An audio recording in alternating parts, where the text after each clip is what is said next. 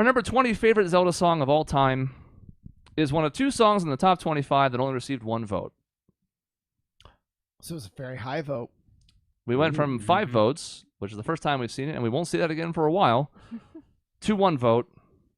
And I already warned you in the intro that Nick was responsible for both of these. So God damn it, Yeah. Nick. Doug was the lightning rod last time. This time, however, Nick should already kind of know what it is, because if his are both standing alone up here, he knows in which order they're going to be, because one got more points than the other. So Nick, why don't you go ahead and talk us through your pick for our number 20, Hyrule Field from Twilight Princess. So, I over prepared for what the other one's going to be. So this is we've kind of touched on it a little bit, and there's a lot of songs that are there's a lot of overlap, a lot of reuse of themes, and the theme from Hyrule Field, the Twilight Princess. I'm trying to hear the song. It doesn't quite sound like the one I thought I voted for. Uh-oh. Now this is controversy. This is Oh really controversial. no! I mean, there's like 6 different versions of this track, so you're going to have to have been a lot more specific. There's a nighttime one, there's a morning one, there's the daytime one, there's the one when you're on horseback. There's so like you know. So I mean, if it's as long as it's the same theme, it doesn't really matter.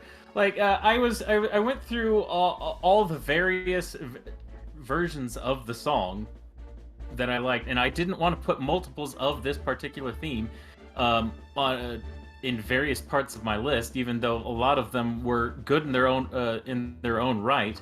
I didn't find any that really, in my mind, stuck out any more than this one, and it was my first experience with the theme. I feel like probably experienced some snippet of this theme in one of the trailers, and then when I finally got to Hyrule Field, it was that moment, and it speaks of a it speaks of a kind of going on a good adventure, and it has those moments where you're kind of like you see the like cowboy looking off into the sunset riding off, and it's got all of the real feel goods. I have a feeling that everybody else probably voted for this in some way that may have narrowly missed, or in another form of the song. But this one is the one that did for me. Yeah, no, I think it's the different form of the song, because this is actually one of the highest, well-regarded overworld theme.